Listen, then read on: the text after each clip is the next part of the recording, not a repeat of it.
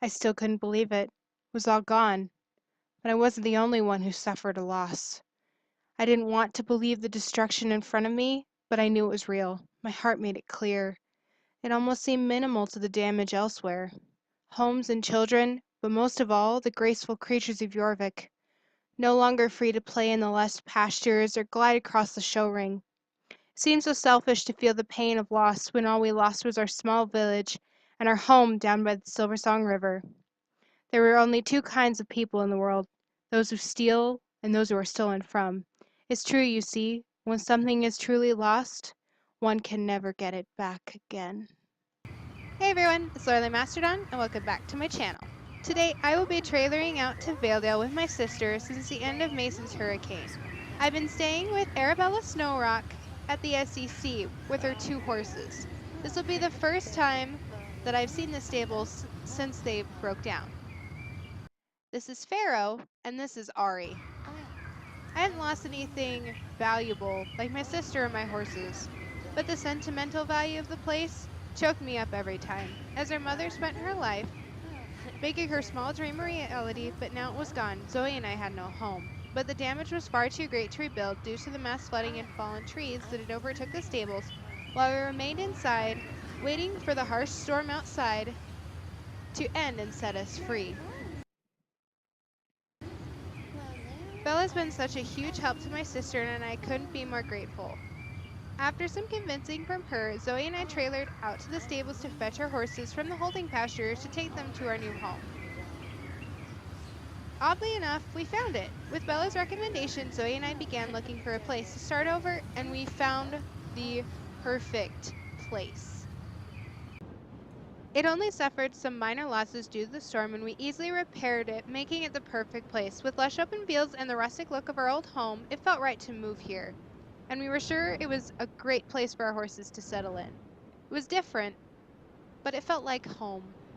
When we arrived at Valedale, Survivor was the very first horse that I came across and was able to find and catch.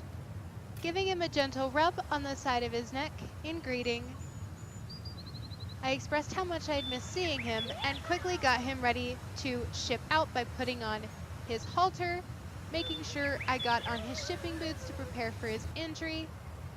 Grabbing onto his halter, I led him down from the pasture and into the trailer before I heard someone calling my name, telling me that someone was waiting for me down by the lake.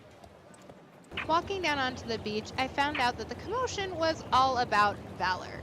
He had managed to get free from the confined space, so I quickly gave him a rub down and caught him in a halter, which he was pretty good about, and led him away from the sand before he could eat any more of it, and carefully loaded him into the trailer while trying to look around for my sister Zoe in hopes we could find Tango. Turns out this cheeky little rascal was hiding behind the barn the whole time. Wandering her way up to Zoe, Zoe quickly got her attention and managed to get her into the trailer before she could get too far, and with no trouble, Tango loaded up in. Meeting Zoe at the top of the hill, she let me know that Tango had been loaded into the trailer with no problems, while we wandered over to Time, happily grazing on the wild grass, just waiting for us to come and get him. Zoe quickly caught him and put a halter on him, while kneeling down and making sure to get his shipping boots on. Due to his older age, we didn't want him to possibly step on himself or get hurt while he was being loaded into the trailer. He pretty much stood there and kind of glanced around in a bored way while Zoe grabbed onto his lead and led him down away from the trailer while I wandered around and decided to look for Flame. And boy, did I find him out of nowhere. He freaked out and landed right in front of me. Flame really did not want to get loaded into the trailer. Being relatively wild, he kept fussing around until finally he settled. It had been a very eventful day, so Zoe and I finally made it out to our new home at the rescue ranch and talked over where we would live and what we would do.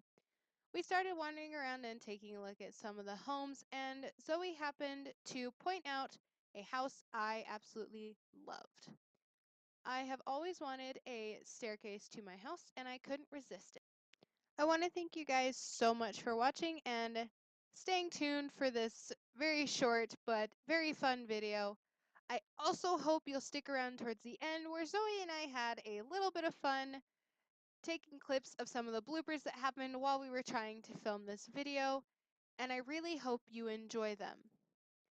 And until next time, mischief managed.